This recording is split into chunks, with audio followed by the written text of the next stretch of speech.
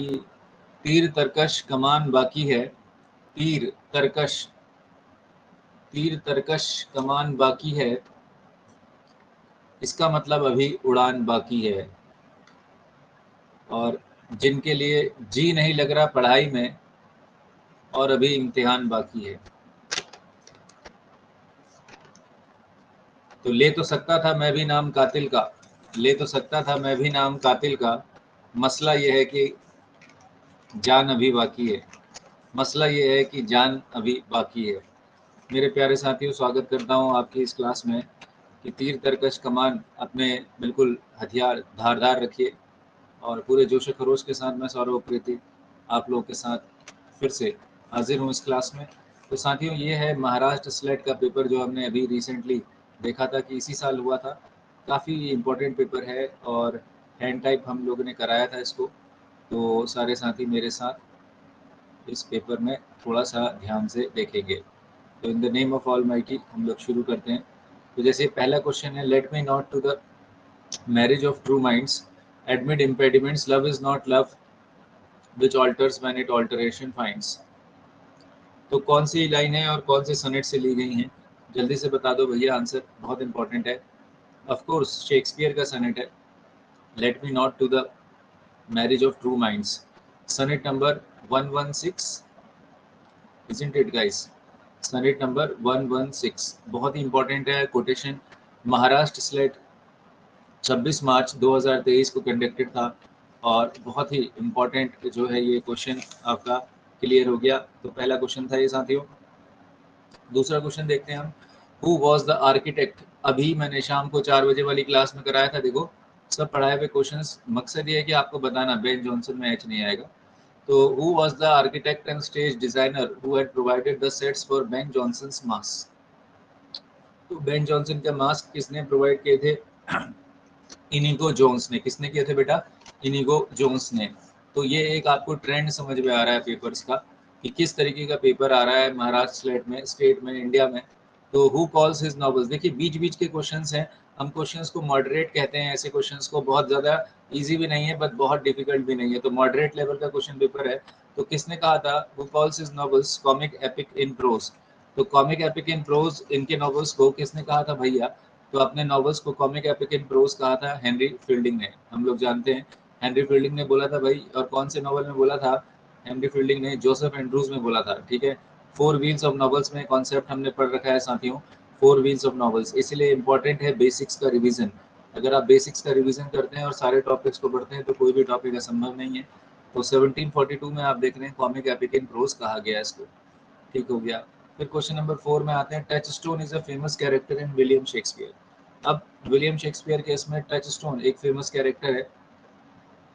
तो कौन से प्ले में हम देखते हैं टच स्टोन का कैरेक्टर? काफ़ी इंपॉर्टेंट टॉपिक है, ये भी बहुत बार एग्जाम्स में आ रहा है। ठीक है, तो सारे बच्चे मेरे साथ।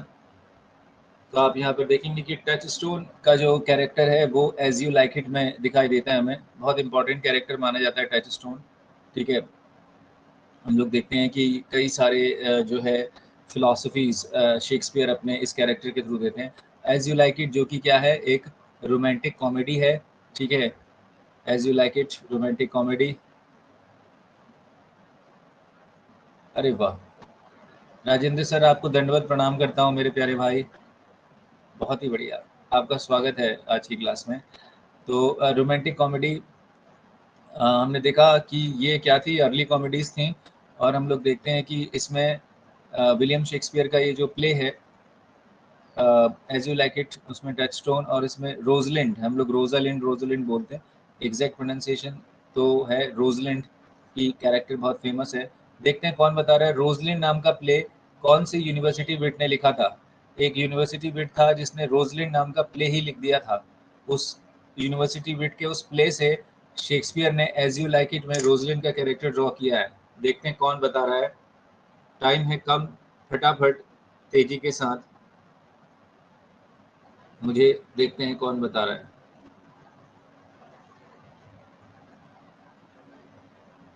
जी बहुत बढ़िया, कविता बेस्ट मैम, विभा वंडरफुल। ठीक है, Thomas Lodge, correct answer is Thomas Lodge. तो सारे बच्चे नोट कर लेंगे।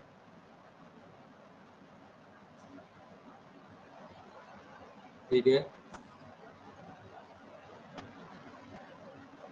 थॉमस लॉज ने लिखा है ये प्ले। ठीक है, उसके बाद फिर अगर हम आगे बढ़े, on the knocking at the get in Macbeth. So on the knocking at the get in Macbeth किसने लिखा है? बहुत अच्छा सा क्वेश्चन है ये भी, एग्जाम के पॉइंट ऑफ व्यू से बहुत ही इंपॉर्टेंट है। तो ये लिखा है थॉमस डी क्विंसी ने। थॉमस डी क्विंसी ने लिखा है ये on the knocking at the get in Macbeth. ठीक है, ये थॉमस डी क्विंसी कौन है? Confessions of an English opium eater वाले। कोई मुझे बता सकता है इनसे? एक बहुत लवली सा प्यारा सा क्वेश्चन एक और आया था, कौन सा आया था? दो टर्म इन्होंने कॉइन किए थे। नेट के प्यारे साथियों मेरे, जल्दी से बताओ। Confessions of an English opium eater वाले हैं, इनके इसमें कौन सा एक वर्क था जो कि 1821 में आया था ये तो वर्क। ठीक है, एक दो टर्म दिए थे थॉमस डी क्विंसी ने। वेट कर रहा हूँ मैं पूरी क्लास का कि कोई तो बोले। इतनी देर में तो गाड़ी चल जाती है भैया नॉलेज जंक्शन में ना, इतनी देर में गाड़ी चल देती है। Literature of knowledge, literature of knowledge. ठीक है, और एक क्या है बेटा? Literature of power. Literature of knowledge, और एक क्या है? Literature of power. याद आ रहा है? अरे भाई याद आ रहा है? खौफ मझधार से जो खाता है, खौफ मझधार से जो खाता है वो किनारे पर आकर डूब जाता है। ठीक है, और फिलोसफिकल अप्रोच जो रखते हैं साथी, उन लोगों के लिए बता रहा हूँ कि अपने अपने सवाल होते हैं, ध्यान से सुन लेना, मज़ा ना आए तो पैसे वापस। Specially dedicated to one of my very good learners. ठीक है,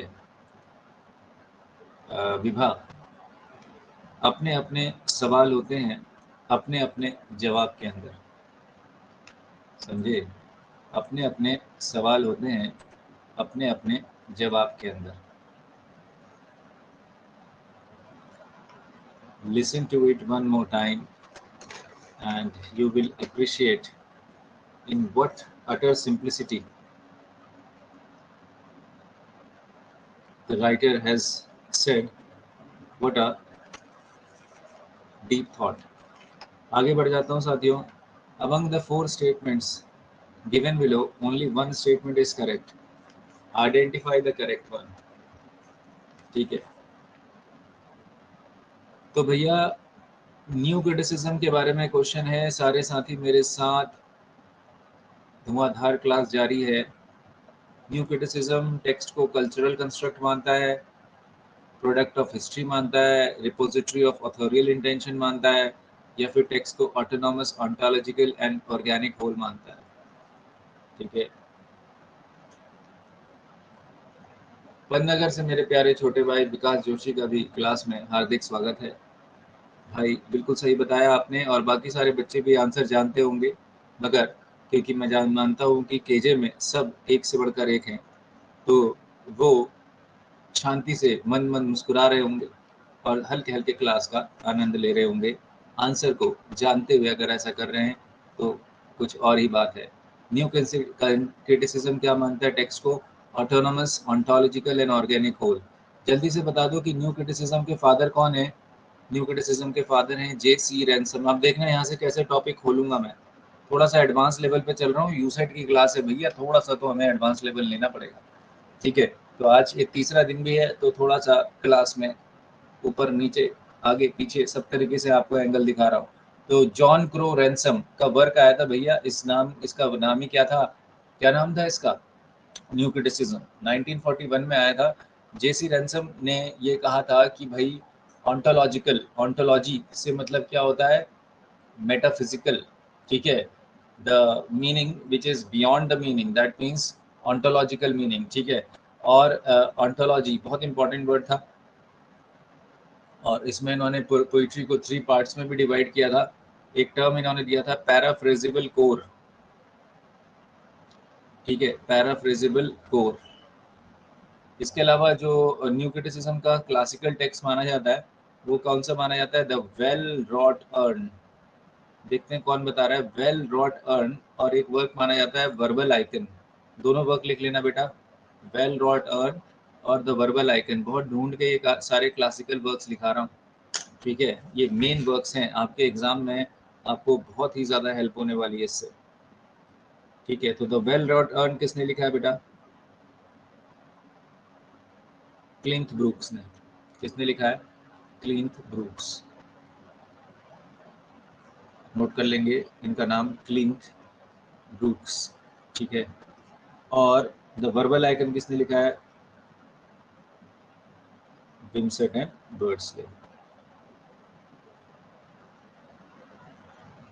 मेनली विमसेट ने लिखा है, ठीक है। इनका पूरा नाम है विलियम के विमसेट। इन दोनों वर्क्स को, यानी वर्बल आइकन को और वेल रॉट अर्न और न्यू क्रिटिसिज्म 1941, ये वर्क नहीं है, ये तो टर्म है ना। इन दोनों वर्क्स को बहुत ही important, central, one of the central text of new criticism माना जाता है। वो राइटर्स का नाम नोट कर लेना, ठीक है।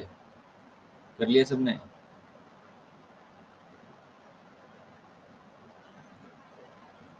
चलो भाई, the exemplar and mentor of liberal humanism. देखो एग्जाम्पलर मतलब क्या होता है? ग्रेट एग्जाम्पल, नाउन हो जाता है, ये पार्ट ऑफ स्पीच में नाउन हो जाता है। Exemplar means a great example of something. इसको हम पैरागन भी बोलते हैं। क्या बोलते हैं बेटा? पैरागन। पैरागन मीन्स किसी चीज का श्रेष्ठतम उदाहरण, ठीक है। Is a paragon of virtues. Exemplar को थोड़ा ज्यादा क्लिष्ट इंग्लिश बोलनी है तो पैरागन बोल दो, वन वर्ड में आ जाता है ये। और एग्जाम्पलर एग्जाम्पल से नाउन बन गया। The one who holds the greatest example of anything is called as exemplar. हम लोग देखते हैं ना इंजीनियरिंग के एग्जाम्स में एग्जाम्पलर्स करके बुक्स छपती हैं टाइटल से।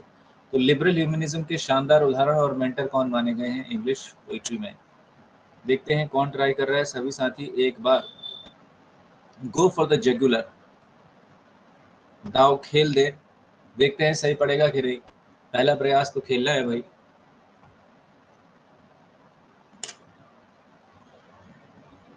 पहला प्रयास तो खेलना है।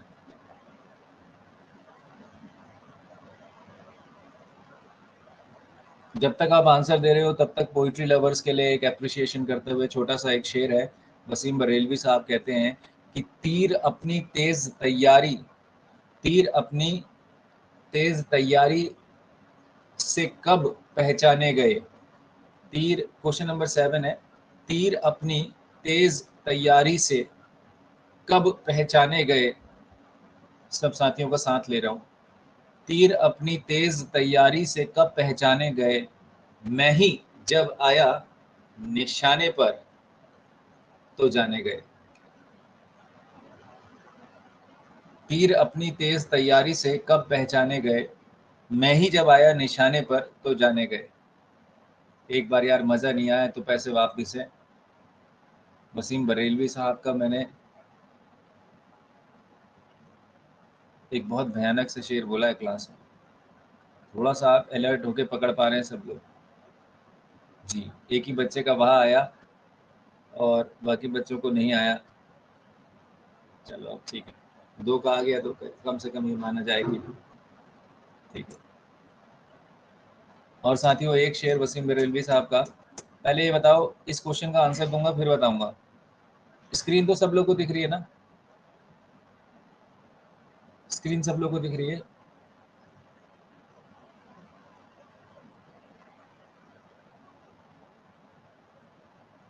ठीक है। तो इसका आंसर है the exemplar and mentor of liberal humanism in England was. देखो इसका आंसर है, लिबरल ह्यूमनिज्म की बात हो रही है ना, मैथ्यू आर्नल्ड। कल्चरल क्रिटिक थे, कल्चरल क्रिटिक थे और इन्होंने जो है एक तरीके से लिबरल ह्यूमनिज्म की बात करी थी। कल्चर क्रिटिक, कल्चरल क्रिटिक थे। कल्चर क्रिटिक अलग हो जाता है, फिर कल्चर स्टडीज में चला जाता है। कल्चरल क्रिटिक थे मैथ्यू आर्नल्ड, हम लोग जानते हैं, poet and critic of Victorian age. तो उनको कहा गया है mentor of liberal humanism. Liberal humanism में एक राइटर और आ जाता है बेटा, लिख लेना, बहुत इंपॉर्टेंट है। इनका नाम तो मैंने बताया था ना नेट वालों को भी, एफ आर लिविस। भैया बहुत ही इंपॉर्टेंट वर्क है एफ आर लिविस। ये 20th सेंचुरी के ब्रिटिश क्रिटिक हैं, एफ आर लिविस, ठीक है। और बेटा इस क्लास में एक और राइटर का नाम दे के छोड़ रहा हूँ मैं। इन्होंने लिखा था living Milton, F R Lewis के ही ग्रुप में थे, एफ आर लिविस के ही ग्रुप में थे, ध्यान से सुनते रहना, ठीक है। उन्होंने क्या लिखा था, लिविंग मिल्टन। 20th सेंचुरी में मिल्टन के बहुत बड़े स्कॉलर माने जाते हैं। कंपेयर कर लेंगे आप लोगों को, आप लोगों को बताने के लिए नया पॉइंट लेकर आया हूँ। इसका नाम है फ्रैंक करमूड। क्या नाम है? फ्रैंक करमूड।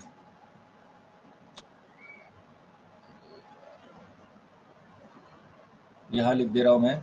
FR लिविस से कंपेयर करते हुए आप लिखेंगे फ्रैंक, FRANK, करमूड, KERMODE, फ्रैंक करमूड। करमूड पढ़ा जाता है, लिखा जाता है मूड, MODE, पढ़ा जाता है मूड, करमूड। ठीक है, फ्रैंक करमूड 20th सेंचुरी के लिबरल ह्यूमनिज्म के ही कैटेगरी में एक स्कॉलर आ जाते हैं। इनका मैंने वर्क क्या बताया? The living Milton. The living Milton, Milton के बहुत बड़े 20th सेंचुरी। भैया टाइम फ्रेम लोकेट करते रहना, नहीं तो इतने थिंकर आएंगे कंफ्यूज हो जाओगे। 20th सेंचुरी के राइटर है the living Milton, Frank Kermode. Clear हो रहा है? जहां रहेगा वहीं रोशनी लुटाएगा। जहां रहेगा, गरिमा शाह, हंसा वर्मा, बबीता, कविता निशा, पूनम, संगीता, ठीक है, राजेंद्र भाई, विकास भाई, अंजना जी, सब लोगों को साथ लेते हुए कि बहुत ही पॉपुलर, मुझे बहुत अच्छा लगता है शेर। पॉजिटिविटी है शेर में कि जहां रहेगा वहीं रोशनी लुटाएगा। लुटाएगा वर्ड का देखिए यूज कलेक्टिवल है। जहां रहेगा वहीं रोशनी लुटाएगा, किसी चिराग का अपना कोई मकान नहीं होगा। जहां रहेगा वहीं रोशनी लुटाएगा, किसी चिराग का अपना कोई मकान नहीं होगा। धुआंधार क्लास जारी है।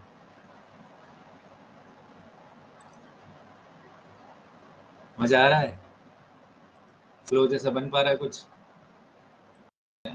तो साथियों, जैसे इस पेज में आप देख रहे हैं, the realization of morpheme in terms of a phoneme is called as.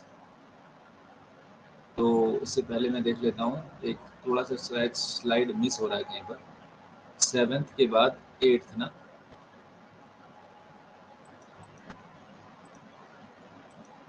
अच्छा, एक मिनट ना, ये ऊपर का ये आ गया।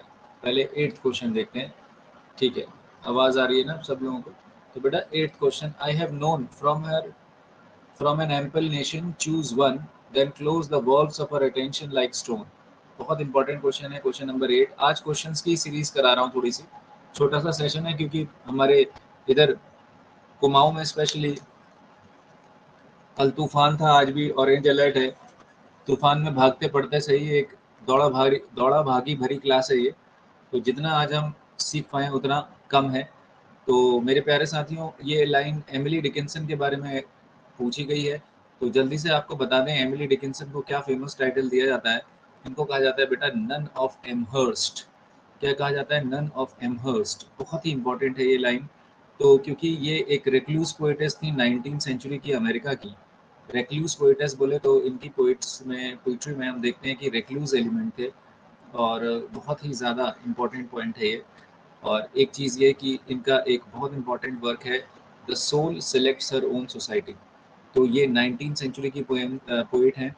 इनके बारे में कहा जाता है कि only 8 poems of her life were published in her lifetime, and then most of her poems were published later on after her death. ठीक है, क्लियर हो रहा है सब लोगों को? The soul selects her own society में ये लाइन है। बहुत ही फेमस ये पोइट हैं, और इनका जो ज़्यादा फेमस है वो क्या है? जल्दी से लिख लो बेटा, एक इनकी फेमस लाइन सब लोगों को सुना रहा हूँ। Hope is a thing with feathers. Hope is a thing with feathers, बहुत ही फेमस लाइन। ठीक है, उम्मीद एक ऐसी चीज है जिसमें पंख लगे होते हैं। Hope is a thing with feathers, Emily Dickinson की ये लाइन है। कौन सी पोएम से ली गई? क्वेश्चन मार्क देख के इसको ढूंढ के लोग नोट कर लेना। इसके अलावा इनकी जो और बहुचर्चित कविता है, वेरी फेमस पोएम, वो है मेरे प्यारे साथियों, success is counted sweetest by those who never succeed, to comprehend a nectar requires a sorest need. सफलता की सबसे ज़्यादा मिठास उन लोगों को पता होती है जो जीवन में कुछ बिंदु से असफल हो गए होते हैं। यानी जो व्यक्ति अपने जीवन में कुछ ही बहुत थोड़े से ही पॉइंट से असफल होता है, वही सफलता की बात को समझता है। और इस मौके पर एक बहुत ही ज़्यादा चर्चा में रहने वाला शेर इस बीच अपने केजे में कि सदाएं, एक वर्ड आया सदाएं, मतलब दुआएं, फकीर की दुआएं। मेरे प्यारे साथियों, मेरे साथ शामिल हो जाइएगा इसमें कि सदाएं देते हुए और खाक उड़ाते हुए। ठीक है ना। देखिए इंग्लिश में कहा गया है इसी को कि dust thou art and to dust thou shalt return, मिट्टी तुम हो और मिट्टी में ही मिल जाना है। तो उसको इस शायर ने कहा है कि सदाएं देते हुए और खाक उड़ाते हुए मैं अपने आप से गुजरा हूँ तुम तक आते हुए, मैं अपने आप से गुजरा हूँ तुझ तक आते हुए। तो सदाएं देते हुए और खाक उड़ाते हुए मैं अपने आप से गुजरा हूँ तुझ तक आते हुए। तो मेरे प्यारे साथियों, यही हाल हमारा भी है आप लोगों को पढ़ाने का। ये काफ़ी मेहनत है, अपने आप से गुजरे हैं आप लोग तक आते हुए। तो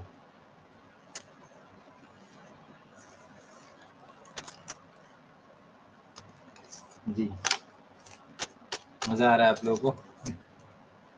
देखिए कभी कभी ऐसी क्लास लेनी पड़ती है जहाँ थोड़ी शायरी का एक डोज एक्स्ट्रा देना पड़ता है माहौल को देने के लिए। आज की क्लास कुछ कुछ वैसी ही है। ठीक है। और मेरे प्यारे साथियों, हल्का सा क्वेश्चन 9 की तरफ बढ़ रहे हैं। कुछ ज़बरदस्त क्वेश्चंस हमारे इस पेपर में हैं। आइए कि a foot in which a stressed syllable is followed by an unstressed syllable, stressed और unstressed के बीच का जो syllable है उसको हम लोग क्या कहते हैं, ये पूछा गया है इसमें। तो स्ट्रेस पहले आ गया है और फिर अनस्ट्रेस आया है, तो क्या कहते हैं आप लोगों को बेहतर पता है। ठीक है, तो इसको हम कहते हैं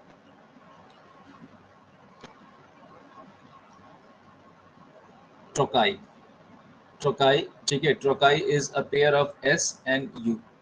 ठीक है, तो इसमें जल्दी से फुट का डायग्राम बना लेते हैं। फीट, जो 4 फेमस फीट हैं आप लोग को याद कराया मैंने। ठीक है, जो बच्चे नए हैं, IATD। अन्नू खाती बताओ। आई फॉर यम, ठीक है। A फॉर एनापेस्ट, ठीक है। T for trochee and D for dactyl. यही तो है बेटा। और जल्दी से इनका कोड क्या है, अगर याद होगा तो देख लेना, नहीं याद होगा तो लिख लेना। US पहले का है, एनापेस्ट क्या है बेटा, 2 U और 1 S। ट्रॉकी क्या है, SU। और डेक्टील क्या है, SUU।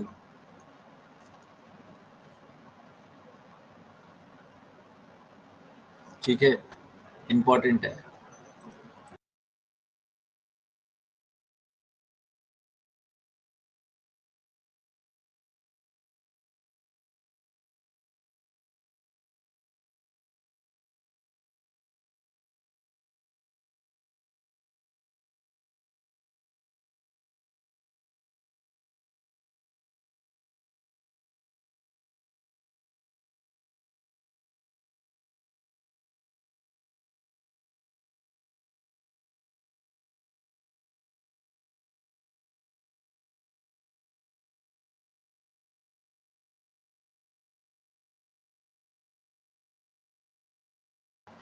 ठीक है बेटा, यहाँ तक का क्लियर है सब लोगों को। तो नेक्स्ट क्वेश्चन देख लेते हैं। Aphorism and epigram are the distinguished feature of the prose style of. Aphorism, ये तो बहुत ही इजी क्वेश्चन है। एफोरिज्म और एपिग्राम किसके डिस्टिंग्विशिंग फीचर है प्रोज स्टाइल में। ठीक है, तो obviously Francis Bacon. Francis Bacon सब लोगों को पता है। तो हमारे काफ़ी सारे पुराने साथी हैं। कई बार हम लोग मेहनत करते हैं तो कुछ रूमर्स हम लोग नहीं देखते हैं कि फैल जाती हैं, तो हम लोग बड़े परेशान हो जाते हैं, कई बार डिस्टर्ब हो जाते हैं कि हम तो ऐसे नहीं थे, मगर कई लोगों ने कई बार हमें दूसरे सेंस में ले लेते हैं। तो गलती किसी की नहीं होती है, सिचुएशन ऐसी हो जाती है। तो अफवाह मत उड़ाओ हमारी तलवार देखकर। अफवाह, अरे रमेश सर भी जुड़ गए, वाह। पूरी टीम आ गई है भाई केजे की, हम सभी लोगों का स्वागत करते हैं। तो एक शेर है सब लोगों को साथ लेते हुए कि अफवाह मत उड़ाओ हमारी तलवार देखकर, अफवाह मत उड़ाओ हमारी तलवार देखकर, हम तक लोग पहुंचे हैं किरदार देखकर, हम तक लोग पहुंचे हैं किरदार देखकर। और कर्म ये था कि भंवर से तो हम उभारे गए। कर्म ये था, मतलब हमने कर्म किया था। कर्म ये था कि भंवर से तो हम उभारे गए। सितम ये है कि किनारे पर लाके मारे गए। करम ये था कि भंवर से तो हम उभारे गए, सितम ये है कि किनारे पर लाकर मारे गए। क्या गजब की आयरनी है, पूरी क्लास को साथ लेते हुए। और जी, तो आप लोग को मज़ा आ रहा है, थोड़ा यूसेट का माहौल बन रहा है ना। तो ये नई नई लाइन्स हैं, कुछ जोड़ दे रहा हूँ क्लास में, ठीक है। तो आयरनी देखिएगा आप इस लाइन में। तो एम्पेरिसिज्म हमारे मैडम ने पूछा है, तो एम्पेरिसिज्म, जी हाँ, एम्पेरिकल एटीट्यूड जो है, ये एम्पेरिसिज्म हम कहते हैं कि कहीं ना कहीं जब दो तीन चीज़ें होती हैं, जब कोई भी फैक्ट होता है उसको हम एक्सपीरियंस और ऑब्जर्वेशन के आधार पर नोट करते हैं, तो उसको हम एम्पेरिकल कहते हैं। एक्सपीरियंस और ऑब्जर्वेशन, पूरी क्लास नोट कर लेगी। बेकन को फादर ऑफ एम्पेरिकल स्टडीज भी कहा गया है। तो जब तथ्यों का संकलन अनुभव और अवलोकन के आधार पर किया जाए तो उसको अंग्रेजी में एम्पेरिकल कहते हैं।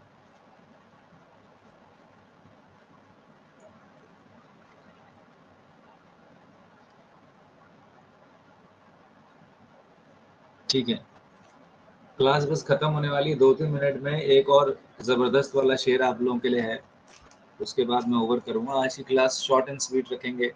ये है कि आज की क्लास में टेस्ट डेवलप करने का मेरा पर्पस था। पता नहीं कैसे कुछ ऐसे तीर तुक्के में शेर व शायरी लिख ली थी मैंने, याद थी मुँह ज़बानी की, वो क्लास कुछ बन सी गई, ठीक है। और चलिए जल्दी से हम 2-4 क्वेश्चन और इकट्ठा करते हैं, फिर उसके बाद आज थियरी नहीं पढ़ा रहा, क्लास का ही मज़ा लेते हैं। तूफान है, आंधी है, उस सब के बीच में अपनी ये क्लास है। तो who among the following can be said to be the dramatist of the Victorian age. तो भाई विक्टोरियन एज के ड्रामेटिस्ट कौन होंगे, जल्दी से बता दीजिए, इससे नो ब्रेनर। अच्छा क्वेश्चन है, मगर ड्रामेटिस्ट ऑफ विक्टोरियन एज, देख रहे हो यूसेट का क्वेश्चन है, टिपिकल, थोड़ा सा फंसाया हुआ है, थोड़ा सा उभारा हुआ है। जिसने थोड़ा पढ़ा होगा वो कर लेगा, मगर जिसने अधूरा पढ़ा होगा वो फंस जाएगा। मेरे प्यारे साथियों, ये लास्ट क्लास कर रहा हूँ, बाहर माहौल भी तूफान का है, तो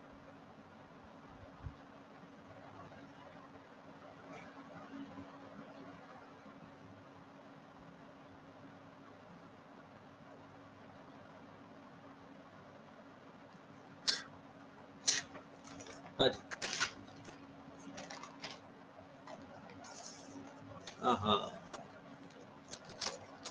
पूरी क्लास का साथ चाह रहा हूँ। हाँ, देखो इसीलिए मैंने कहा था ना, मजा आ रहा है आपको इस क्वेश्चन में। क्वेश्चन नंबर 11 पे अटकी है बात। बेटा विवाह आपके लिए तो दाएं हाथ का खेल है, सॉरी बाएं हाथ का। हाँ, कविता मैम भी कह रही हैं कुछ आंसर में।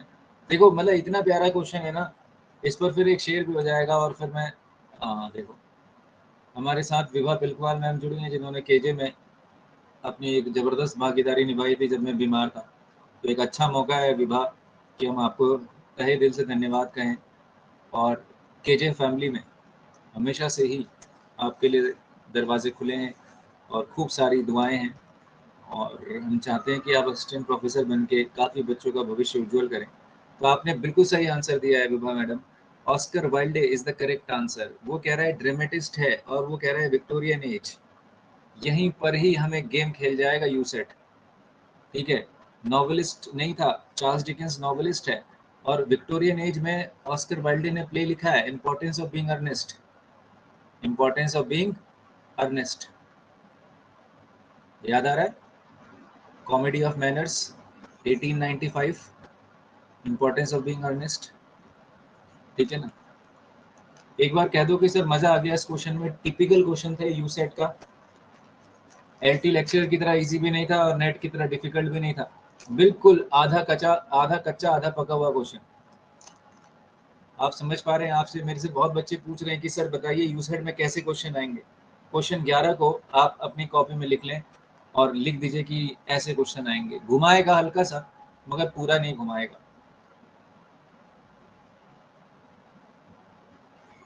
तो साथियों, मैं एंड हमेशा से इसी शेर से करता हूँ कि रुसवाई का मतलब होता है किसी के गम, और एक इस हिजरा है इसमें वर्ड, हिजर का मतलब सेपरेशन, और तसव्वुर का मतलब होता है याद। तो मैं क्लोज कर रहा हूँ उसको, इस तरीके से क्लोज करूँगा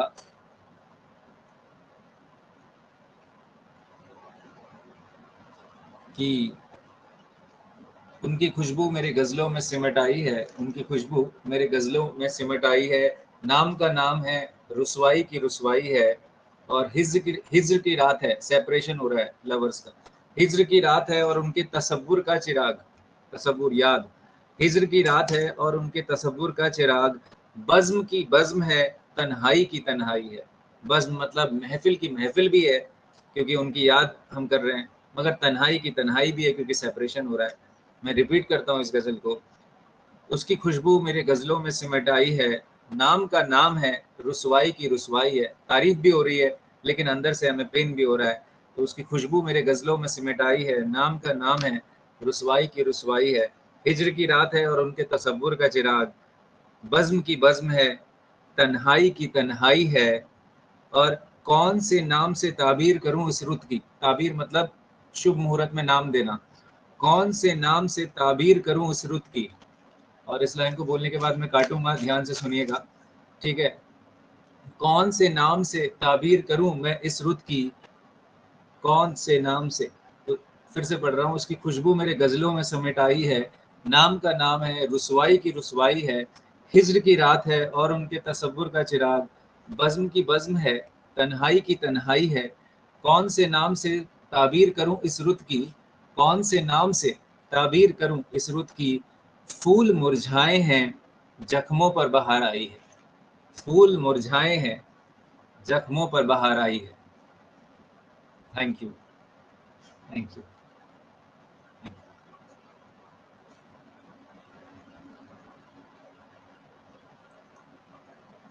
थैंक यू।